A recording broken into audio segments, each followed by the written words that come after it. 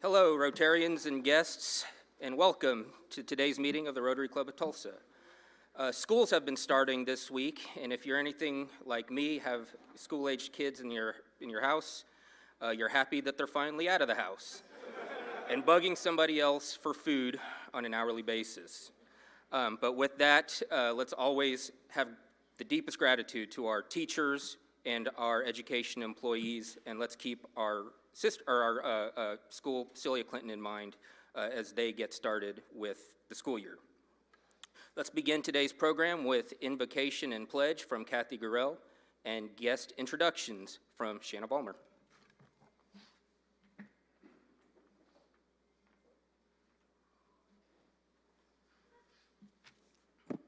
Please join me in prayer. Lord, we thank you for your continued faithfulness, particularly for the freedoms that have defined us. The freedom to worship you freely and openly, to express ourselves, to live out our occupations and avocations, and to associate with whom we please. We are truly blessed, and we know that to whom much is given, much is expected. In this day of freedom with so many choices, we tend to put our own needs and opinions above others. We are in a diverse country. Cause us to stop and listen to others. We are deeply fragmented on many fronts. Lord, heal our land and mend our relationships. We thank you for this abundant meal and the fellowship around our table. And all God's people said, Amen. Will you join me in the pledge? I pledge allegiance to the flag of the United States of America and to the republic for which it stands, one nation under God, indivisible, with liberty and justice for all.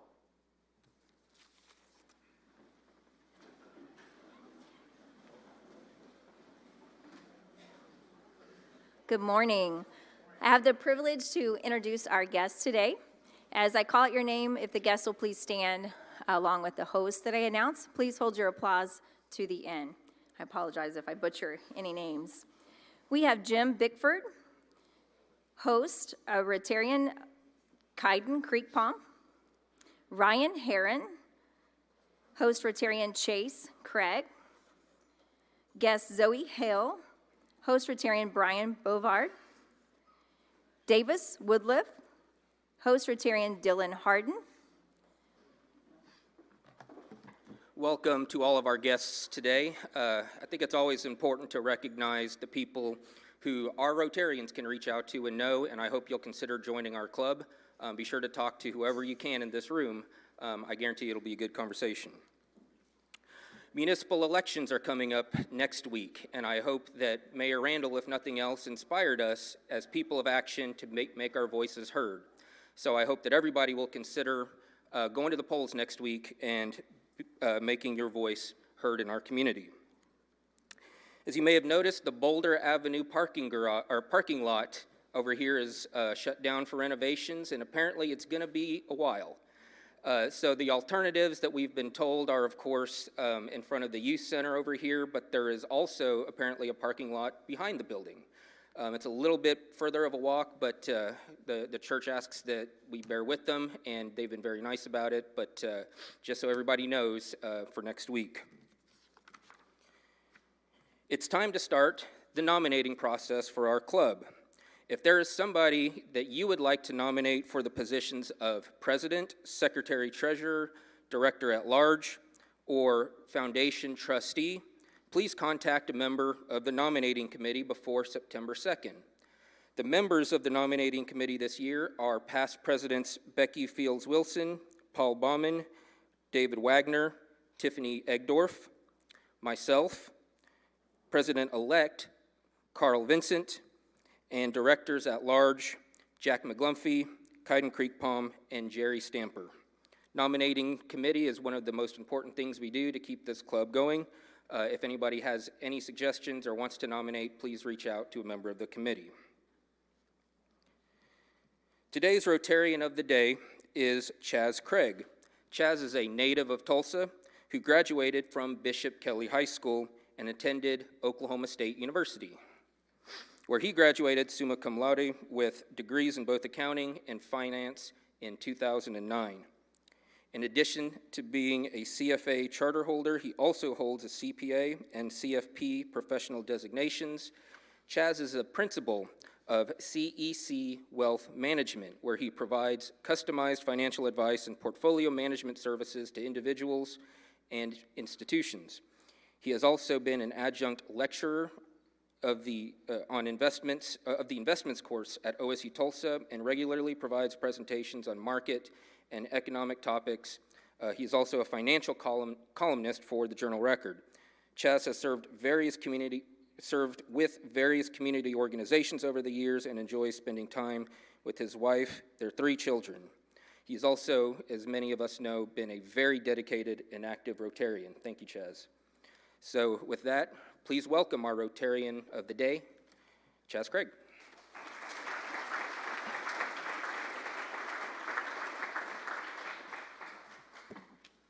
Hi there. I was given the honor here of introducing Brian. Born and raised in Tulsa, Brian Elliott graduated from NSU with a degree in finance in 2007. After working in the banking industry as a credit analyst and commercial lender, he became the office manager of Sharf Development in 2015. Brian is a chartered financial analyst, and he and I first met through the CFA Society of Oklahoma. Fortunate to count Brian as a friend and consider him one of the sharpest business people that I know. The sort of guy that's very humble and just has a high common sense IQ. He also has a kind of Matthew McConaughey vibe about him, which makes him a very compelling speaker for us today. So please join me in welcoming Brian Elliott.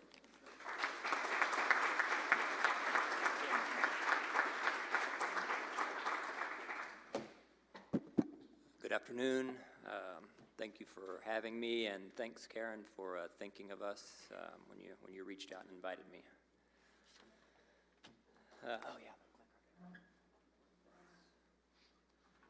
So I, like I say, was in banking for a little while. I'll just say, too, I'm a financial analyst by background, it's kind of my personality, not a little bit less so developer, so I might mumble a little, so if that happens, just flag me on that. So anyhow, came over to Sharp in 2015 just to kind of learn real estate, learn David Sharp's been an active investor in Tulsa since, about 1980. Kind of learned how he looks at things, and our philosophies aligned because I'm more of a value style equity analyst, and so that kind of fit, pretty patient. I think Chaz kind of can appreciate that, but just patient and just long-term view. So, yeah, I met David in 2010 when I was at Security Bank. Kind of fell backward into a banking relationship with him. Just started working his deals and fortunate enough to be introduced to others that were active in real estate. So learned a little about real estate from the banking side of it. So thought I knew real estate when I came over, and then kind of learned the real world of real estate when I was actually an operator for David, from talking about large deals with, maybe like the Kaiser Foundation and such like that, to digging around for quarters in a laundry machine at 11th and Pittsburgh. So it's run the full gamut of different types of properties and uses, hotel to industrial, residential. I don't have a whole lot of residential, but a lot of retail and a lot of places that around town. Let's see, so I think really wanted to kind of hear a little about Riverview. This hotel, the Riverview neighborhood, it's where raised my family. It's where our kids were raised and live now. We've got 3 young kids, 9, and twins that are 6. And so we live in Riverview, work and office in Riverview neighborhood, and we try to invest heavily in the Riverview neighborhood, and also Sobo. That's 18th and Boston, area. So yeah, I can give you a quick rundown on the Brute here. The idea with the Brute is we wanted to kind of go after some buildings that we thought were maybe kind of dragging the neighborhood or kind of the area down just a tad. This is about 30% occupied when we bought in, so we were able to relocate most of those tenants to other housing options, or all but one actually. So relocated those and then kind of started the renovation process, and COVID hit. So the city locked down. That was a little bit of a challenge, you know, working through some of the lockdowns and procurement and such, but it turned out great. It took a little while, but learned a lot in the process. So the aim was really just to try to create something that fit the neighborhood instead of kind of having a preconceived idea of what we thought would work. We just wanted to kind of fit in with the neighborhood. Riverview strikes me as a little urban, a little loose, hippie-ish, a little somewhat professional. I don't know if I did a good job describing, but we kind of did, that's what kind of the brute kind of the aim was. So it's more of a wellness focused. We're not trying to be the bleeding edge of luxury by any stretch, but just something that feels comfortable for most folks. So building was built in 1953. We did a full gut remodel, and then the rooftop there, I don't know, you can kind of see it there, that we added the 9th floor. That was unique, kind of goes back to the value style investing. I thought, hey, we can probably self-perform if we build this on the ground, and instead of, you know, subbing out some of the stuff. So we built it on the ground and craned it up on top of the building. So that was naive and bold, to be honest. Probably not real smart, but anyway, it worked out. So yeah, brute, you know, wellness, a lot of plants, you know, a lot of so my wife actually did the interior design. I again, value style, didn't have to pay her anything, so that worked out.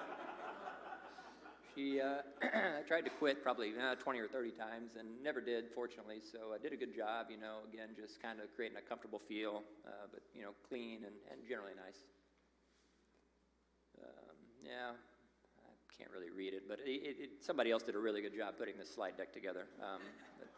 So we've got a spa, there's 82 rooms, rooftop restaurant, Soma, so we partnered with Rob Stewart, Camara. Camara's a great popular spot. I feel like a lot of people enjoy his food. He really helped develop the menu, did a great job. Nice little coffee program, Dweller Cafe there, so it's in the first floor lobby. Most folks don't know it's there, but it is open to the neighborhood, and we welcome neighborhood folks. It's a great little spot right there for your kind of morning meetings, and same with the rooftop, really good breakfast spot as you come into downtown. Yeah, so Soma, breakfast, lunch, dinner, 7 days a week, great spot. And we got a pool in the back and some nice little amenities like that. There's a spa that's next door in the Elizabeth Manor building, just a beauty, that old brick building there, built in the 20s, great building. It's in the basement of that building next door. Just some kind of interior photos here, just like I say, just kind of easy. Coffee program, yeah, so that's, yeah, Dweller Cafe. Yeah, the rooms, you know, we've got a hammock. That was a little bit, you know, unique. Our insurance guy's pretty easy going guy, so went for that. Sean chatted Bank First, so you're wondering, yeah. So it's, you know, little things like nooks. So we didn't really change the footprint of the rooms, so they're oversized. You know, the average hotel room is going to, you know, roughly 250 to maybe 300 square feet. These are 450 plus. So big, you know, bigger rooms. So yeah. So again, that's back to the value style. My dad did all that casework there. So the headboards and around the beds. We set up a little wood shop in one of our vacant warehouses in the Arts District. So that was turned out all right. Yeah, more rooms, a lot of concrete, kind of kept the brutalist style kind of inside, but kind of a tropical brutalism, I think, is what they call the interior. A couple, yeah. Okay, yeah, pool and lawn. So we got a lawn space out back, great place to host an outdoor event. Got a pool area there overlooking the park, Dreamkeepers Park. Looking forward, if we're able to get that park service grant. I think there's a lot of great plans in the works for that park over there. It is a great underutilized space, and looking forward to hopefully that coming together over the next couple of years. Yeah, pool, and there's the lawn. Really great space back there. Stays shaded most of the day. Got nice shade on the west side, and obviously the building to the east. So it's a great spot to host an outdoor event. I got a little meeting room, conference center, 12-room boardroom available for rent. It's, pretty nice business center. Yeah, so Soma, it's really been a popular spot. Really surprised by that. I really didn't know what to expect, being open, for 3 meals, but been really satisfied with how that's gone for lunch, breakfast or lunch, and dinner. Frankly, weekends are great spot to hang out, grab a drink on the patio. It's a fun spot.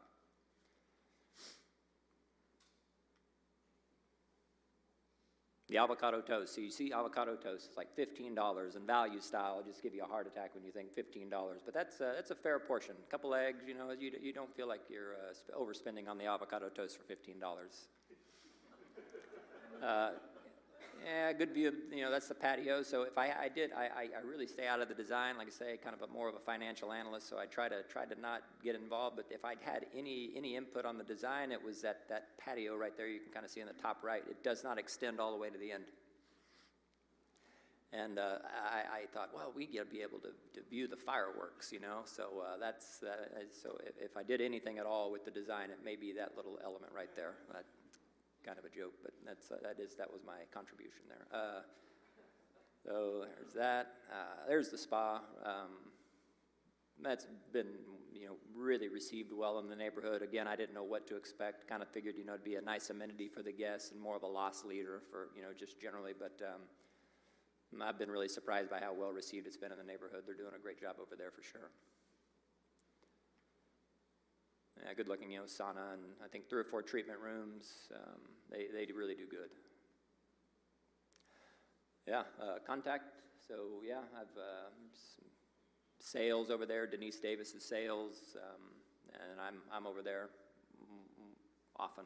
So yeah, that's the Brute Hotel. So yeah, right on. Yeah. Yeah, thanks. All right.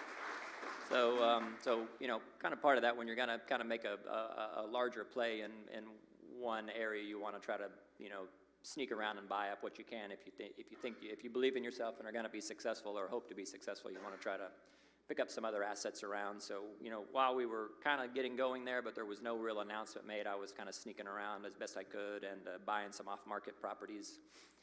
We bought, I think we've got 7 or 8, kind of additional properties around the Brute, kind of in preparation for hopefully elevated rents over time or maybe some future development opportunities.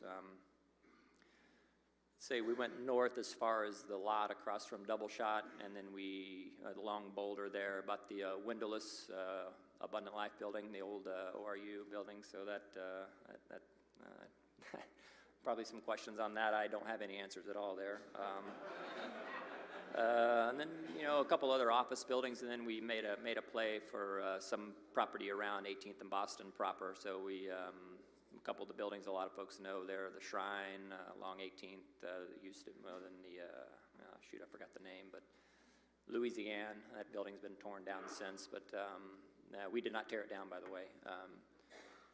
And then some of the properties to the south there along Boston. So there's, pretty good foothold over there in that 18th and Boston area, and then, some other stuff along South Boulder, kind of around the hotel, and a couple little apartment buildings and other things around the Riverview neighborhood. Let's see. So, okay, so that's kind of what I learned from David, and that so his thing, kind of going back to the 80s, he would like to buy into neighborhoods that he could kind of get his arms around. So he kind of started poking around in the Blue Dome in about 1980.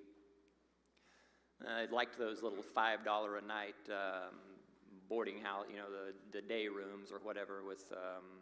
So was doing some of that and kept running into a guy named Michael Sager, and great fellow. He's since passed, but really good guy. I got to know him pretty well. And so he said, hey, I'm just going to leave this to you, and I'll go north of the tracks. So David went north of the tracks into what's now the Arts District and kind of west Greenwood, and just started kind of buying up over there. A lot of the things, properties that a lot of folks know, a lot of Reconciliation Way, a lot of Main Street from Archer up to Canes, and a lot of Boston from, again, Archer to 244.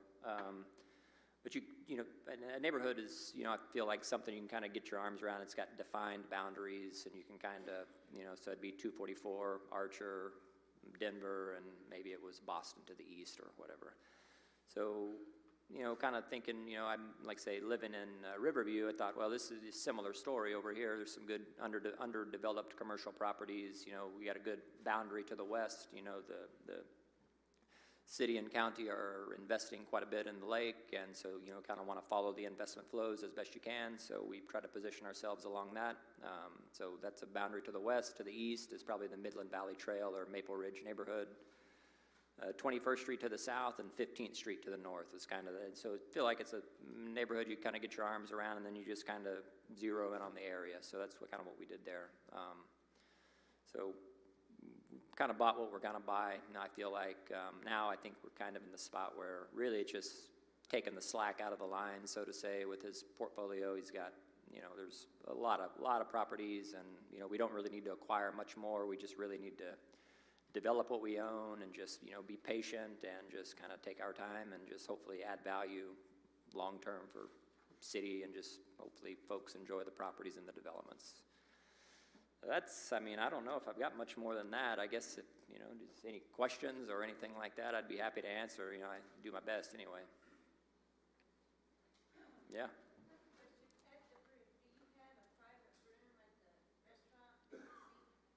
Yes, ma'am. So we, in the northwest corner is an area that can be cordoned off. It'll host about 40.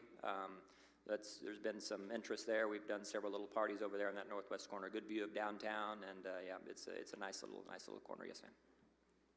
Mm-hmm. You offer day passes to non-hotel guests to access like the pool area or things like that? Yes, sir. Resort pass. We do have to keep that pretty limited. The pool is a little bit smaller, but we do, we kind of, it's throttled back based on occupancy in the hotel. But Resort Pass is a website that allows people to book the hotel for, book the pool rather. There's a pool bar. So we have a little taco shop, catty corner from the BOK Center, Rosa Cantina, and so we kind of brought that over there, and we'll do some tacos and margaritas and things like that at the pool. So it's been pretty well received also. That's Thursday to Sunday, I believe, is the pool bar. I have a similar question, but you answered it. But then also you had mentioned some community workspaces, and how would you go about using those? Oh, in the hotel, sure, yeah. There's, I mean, the Dweller Cafe is a great spot to work, and just, I mean, feel free to go up to the rooftop patio. I think I've seen Chaz officing up there a few times. So it's a good spot. You can just feel free, just use it, and it's wide open for everybody. Yes. Just a reminder, September 19th, we have our social happy hour from 4 to 6 on the rooftop. We've been working with Dennis. Oh, my. Denise. Wow. Yeah, super. Thank you. Hi. How are you? Fantastic, thank you. You know, David Sharp, when you look at our arts district, he really saved the arts district and the buildings, and so we have that old fabric because of him. And he's this unsung hero, really, in our community. And, you know, and he was instrumental in helping get that location for OK Pop, and very generous in what he did to get that project moving. So I'm a huge fan of Soma. No, super. I'm going to tell you all, check the restaurant out. Cannot get anything that isn't incredibly tasty. It's just incredible. Thank you so much. But it's a wonderful project. And talk about transformative. Karen got me in there on the early tour when it was under construction. But it's incredible what you've done. Thank you so much. Thank you. Yes, thank you. Yes, sir. Brian, I like your name. Hey, yeah, yes, sir. Say, for our neighbors up north in Marlesville, Price Tower has been in the news recently. Any insight you could give being a developer, I would appreciate it. Sure. You know, our boundaries are really tight. I would, you know, I don't even really know what goes on at 41st and Lewis, you know, much less like a, yeah, we stay in a really tight geography, you know, I don't feel like I'm knowledgeable enough to really know what goes on outside. Yeah, it's a really tight area. Yes, sir.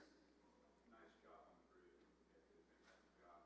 Did you switch gears and talk a little bit about that 18th and Boston corner and kind of share what you can on maybe what's in the plans, short term, long term? I mean, we saw the Nuggies Yep, yep. American Solera. We've seen the pizza painted on the, the windows, that's come and gone. I'm just curious if there is a defined action plan for that big pie-shaped lot. Pie shape, okay. Yeah, the 18th in Boston, we probably, that one is pretty ripe, I don't think you really have to do too much to, we get a lot of calls on that. I really want to kind of do what's best for the neighborhood, what's it missing over there, so I kind of undecided on the little Solera building there, that little 1,000 square foot building. On the pie-shaped piece, that's where the Louisiane was, that one there. The grass piece, right now we just kind of fenced it in for sort of a neighborhood, dog park or just whatever. Then, to the south there, housing, seems right. It's a little tough with rates and, construction costs with rents not quite being there. I kind of like, condos a little, like an owner-occupied situation. I don't know if that's the right spot for it or not, or whether that's maybe more of an abundant life type project. But undecided, so to say, yeah. We're just fortunate to be able to be patient, I think, until we just can be ready to go over there. Yes, sir. Philosophically, I'm quite touched by your sense of community and neighborhood and what you're trying to capture. I'm reminded of Joe Coleman, who had a significant influence in my life, architect. We were in Phoenix once, and he said, drive around that old building. He said, Jerry, you should look at that like a person and bring new life to that person. So what did Joe Coleman do? He looked at my Central High School downtown, what it is, the old city hall that was sitting dilapidated. Oh, wow, yeah. So for me to sit here as an old man, I'm thinking about persons. You're bringing new life, like a new wineskin or another purpose to something that may not seem to be fully used. So thank you for the inspiration that I'm receiving for me personally about my own life, and you're bringing new life to a wonderful building where one of my mentor professors lived, where the fruit is. So Oh, super. Yeah, wow, yeah, thanks. Thank you very much. Yes, sir. Yeah, I'm in Woodward in Boston, so Oh, right on. I appreciate everything you're Yeah, doing. We're up in Soma probably more often than we should. super. Thank you. You talked about the areas along between Boston and I guess it's Boulder or Maine. There's some empty lots there. Is there anything that's kind of in the works for those lots? So, I know that's prime, probably commercial. yeah, so between 18th and say 19th on the east side of Boston. Yeah. 21st along. Oh, okay. So that's some of that stuff along the west there. I've not really made a run at any of that. We've not made a run at any of that. There's some of the residential, and then there's been a tear down or two over there. Be thrilled for somebody to come in there and do something. I think there's a great opportunity backing up to especially the Dream Keepers Park as that planned renovations kind of move along. You said you did the apartments that are just across from Council Oaks, is that right? Oh, no, sir, we did not do those. That's 21st Street. Right, we did not. That was not us. Yes, sir. So you get by old properties, what's the most amazing or mysterious thing you've discovered in an old property? Oh, my. I don't know if it's appropriate for just fully here, but I'll say one of the wildest walkthroughs I think I've been on was the old dairy building on the northeast corner, well, not quite the corner, but 11th and Lewis. We walked through there. I think it's a 3-story building. There's a lot of folks, I'm sure, that are aware of that one. And we walked through there, and it was just packed full of mannequins. I thought, this was a trip. I won't get into the details of the mannequins, but you can let your mind go wherever it wants. But wow, it was something, for sure. Now, you teased us, you mentioned the Abundant Life building. What are some of the quirky things that are in there? Any kind of vision for what it could be? Yeah, I think windows would be a good start. It was designed to be 12 stories, actually. So we've got the original structural plans, and it's built just like a tank. It's unbelievable, actually. So we've gone through there with the structural engineers, and they've affirmed that what is on the plans is what was actually used. So a person could go higher if they wanted to. The neighborhood over there lends itself to condos, Liberty Towers, popular 2300 is another great spot. So I lean toward that, but I needed to take a good deep breath and kind of set our feet after the brute, and I think we're getting back to where we can kind of play offense again just a little bit. So yeah, we'll look at that one, I think, coming up for sure. Yes, sir.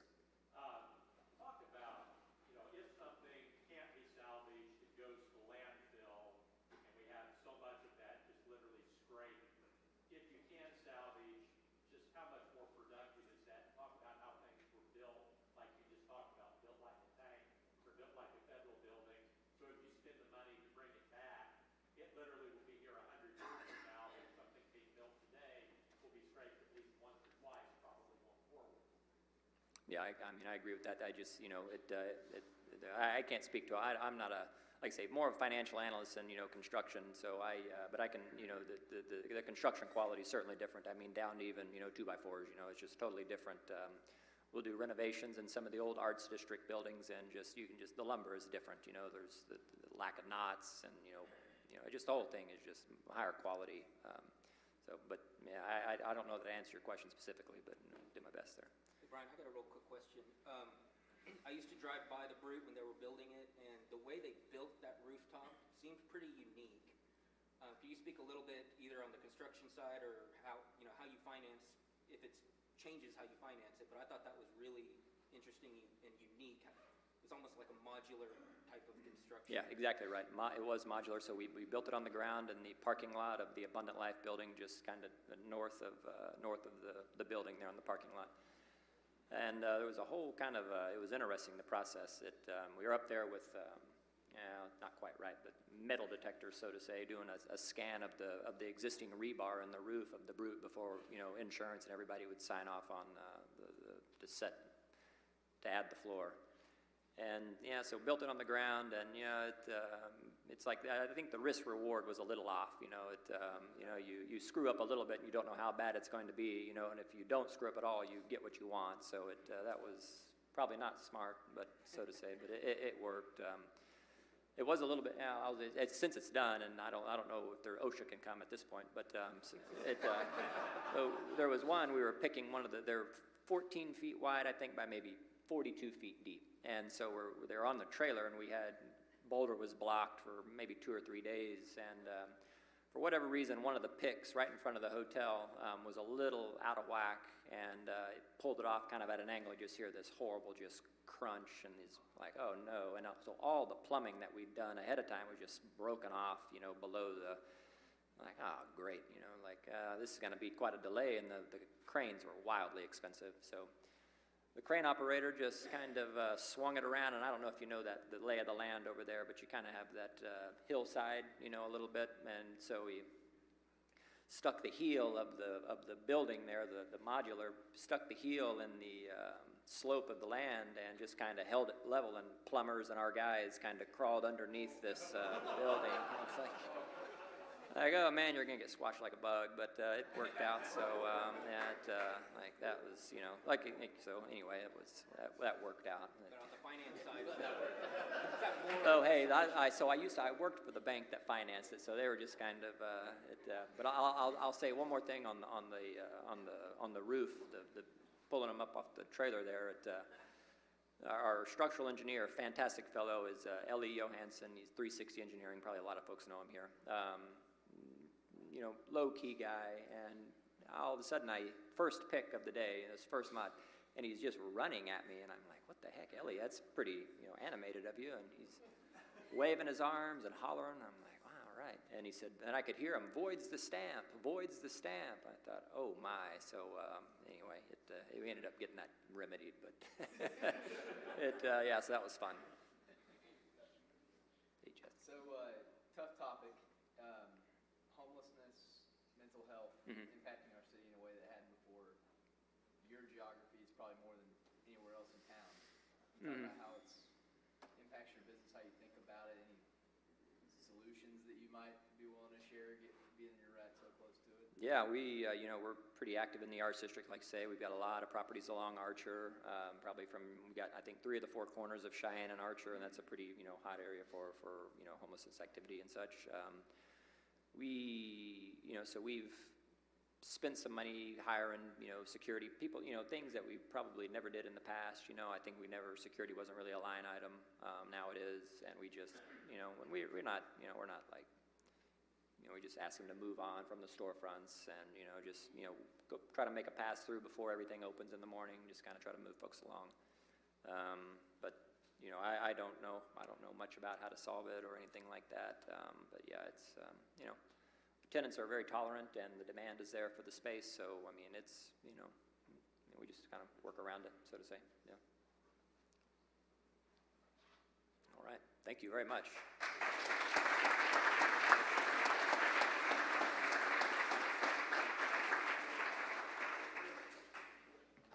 So a couple of things to follow up with Brian. At my first meeting, I mentioned that me and Tiffany were classmates in Leadership Tulsa, Class 53.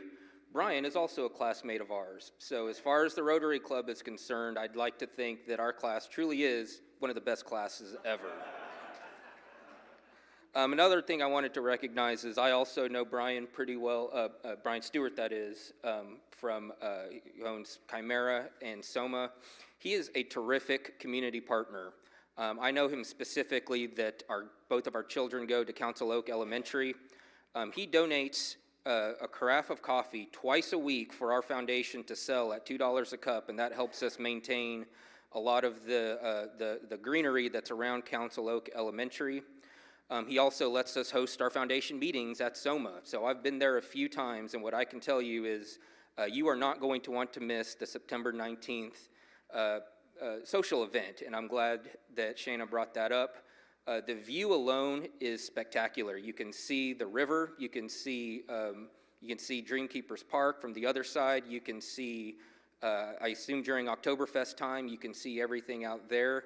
But with the new low water dams and everything that we're about to celebrate in this city in about a week, it is just a spectacular view. I think the Brood is really making a big change for that part of Tulsa. So when I first moved back to Tulsa, that was the neighborhood we moved into, and it wasn't a whole lot at the time. So I'm very grateful for Sharp Development, for everything that you guys are doing for that neighborhood. I think it's going to be a jewel of our city, similar to, or already is, but it's only going to get better. So thank you, Brian. Thank you to Sharp Development for everything that you've done for our community.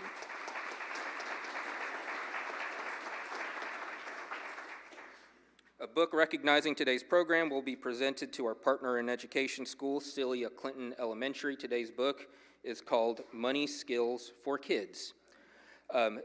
This is the type of book I think that goes along with a lot of our initiatives and our partnership with Brian Jackson at Junior Achievement. So we're very grateful for things like that. We have some really good upcoming programs. August 28th will be author Randolph Russell. He will give a presentation on the fascinating story of America. September 4th is the first meeting in September. Rotary International has theme months to highlight certain areas of focus, which is something I touched on in my inaugural address. September is Rotary International's month on literacy and basic education. So our program for September 4th is going to be a full panel of local educators that are going to help us understand what is going on in Tulsa. Our very own John Croissant will be moderating this panel discussion. And John, sorry, I forgot to mention school board members when I was thanking teachers and employees, but thank you for everything you do as well. So far, we have booked Karen Tilkin with CAP Tulsa, and we also have Olivia Martin with Reading Partners. And I know that our programs team and John himself are working on perhaps expanding that panel, but I think that's going to be a really good program to attend. And then on September 11th, we will have Josh Cantwell. He is the Chief Operating Officer of Grand Mental Health. I think that is always an ongoing topic. As of our previous Rotary International President, Gordon McAnally, that was a very big initiative of his, was mental health. And I think that that continues to be a very important topic for Rotary International. I hope everybody will come hear from somebody who does this work on the ground. Upcoming events, Tulsa Area United Way Day of Caring will be on Friday, September 13th from 12:30 to 3 p.m. It will be at Iron Gate. Volunteers are needed to help set up, tear down the event, and help guests locate, choose items, and to restock as needed. If you're interested in volunteering, the link is in your Monday message. And of course, October 11th will be the Golden Circle Gala, the inaugural event. Our team is working very, very hard on it, and I do not think it is something you will want to miss. It's going to be a great success, and it's going to be a big part of our club, I think, going forward. Now it is Sarge time with Sarge Barker. Come on down.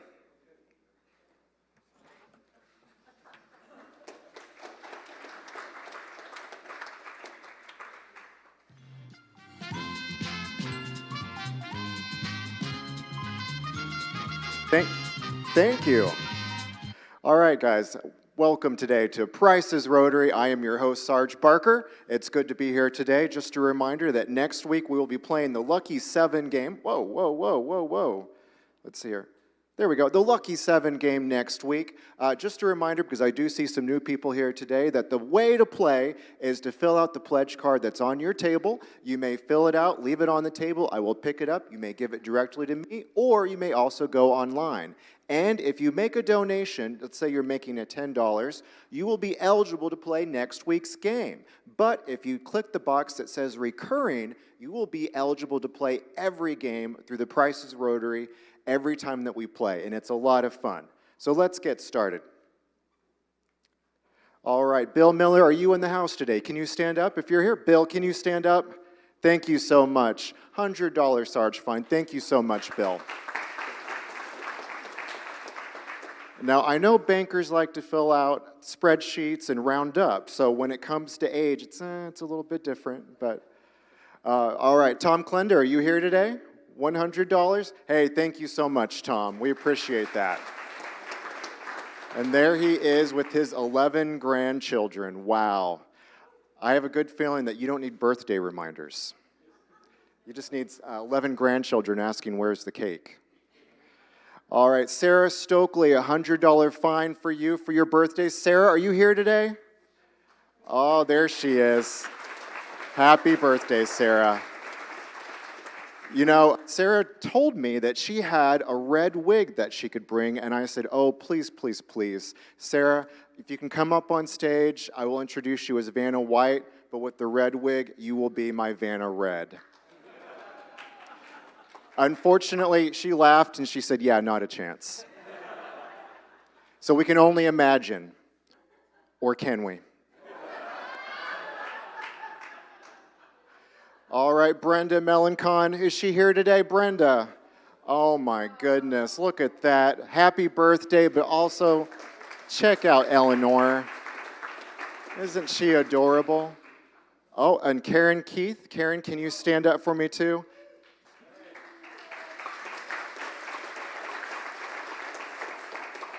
Karen and I both want to remind you of something very important, and it's to exercise your right to vote. Now, Tuesday is the general election, but guess what? Tomorrow, starting tomorrow, is early voting, and also on Friday and Saturday. So just please remember to vote. Oh, wait a second. What is that? What is that? Hold the phone. Wait a second. Excuse me. It's my producer. Oh, he's here? Right now? He's really here. Ladies and gentlemen, I have a special announcement to make. We actually have here Guest Sarge Brian Trebek Jackson in the house. He's here. He's really, oh my gosh, there he is.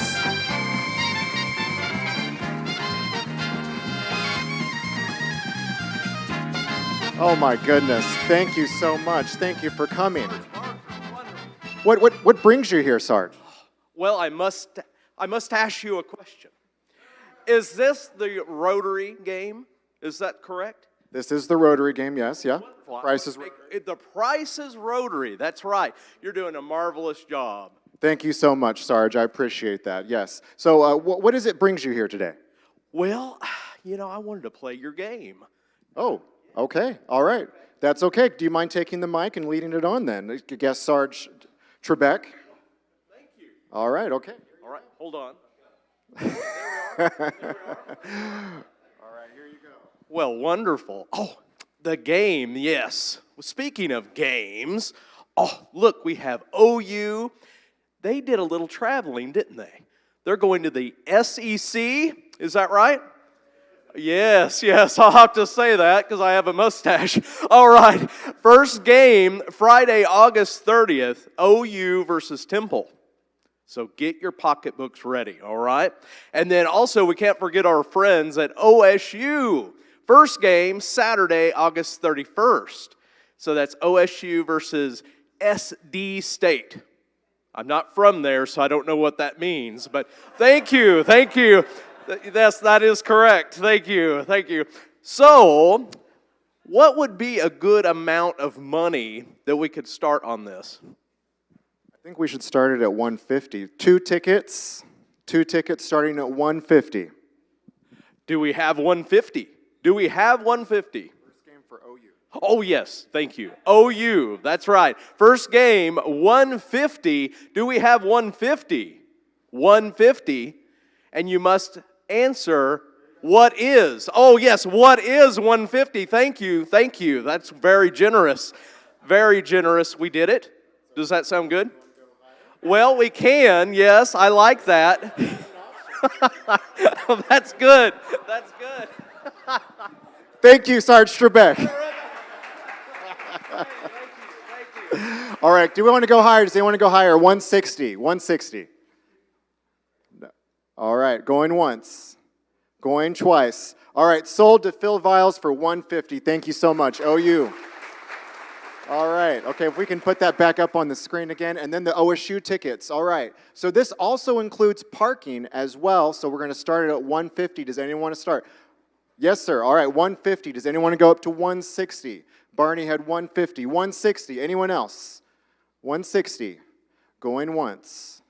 160. All right. 160 for the OSU tickets. Can we go 170? Does anyone want to go 170? All right. Going once. Going twice. And sold. Hey, thank you so much. And just remember, if you'd like to place a Sarge fund, please contact one of our producers. Thank you.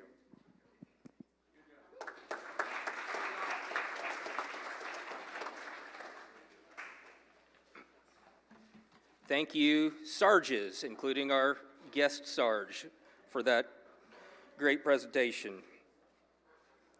Special thanks this week to our gold sponsors, We Be Trees, Tim Knoll, Max Electric Supply, Jack McGlumphy, Coldwell Banker Select, Sheree Gardner, OK Ethics, Mary Lytle, and to this week's silver sponsors, Associated Mortgage Corporation, past president Chuck Wilson, Bank First, past president Paul Baumann and Bill Miller, Clear Ridge LLC, Matthew Bristow, Southern Millwork, Bill Vogel, and to this week's bronze sponsors, Gable Gottwalls, Jeff Hassel, Paul Rossler, and Adam Dover-Spike, Hall Estel, Tom Klenda, Daniel Ketchum, Hanson and Holmes, Richard Holmes, and Hearts for Hearing, Kaylee Clark.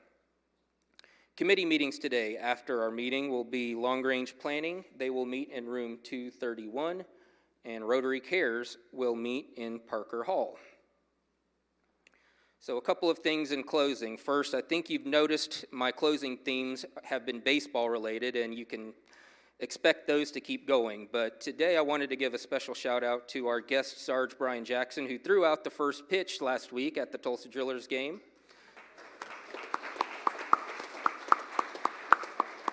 Just so you know, I'm more bragging on myself because Brian came out to a Sandlot game and I trained him a little bit. And I saw the video, it was straight. So congratulations, Brian. Along those lines, home run champion Hank Aaron once said, you may not think you're going to make it. You might want to quit. But if you keep your eye on the ball, you can accomplish anything. Now, as everybody knows, I play baseball at a very, very, very amateur level, and I can tell you that that advice does not really help someone like me. I think that only works for people with the talent of Hammer and Hank. But I do think that it has a lot of meaning in our everyday lives, that Despite our troubles, despite our struggles, we keep going, we keep our eye on the ball. As Rotarians and people of action, in our daily lives, we face these challenges every day, but we always have our focus on service above self. So I again ask as we depart today that in everything we do, we share the magic of Rotary in our lives. With that, we are adjourned. Thank you.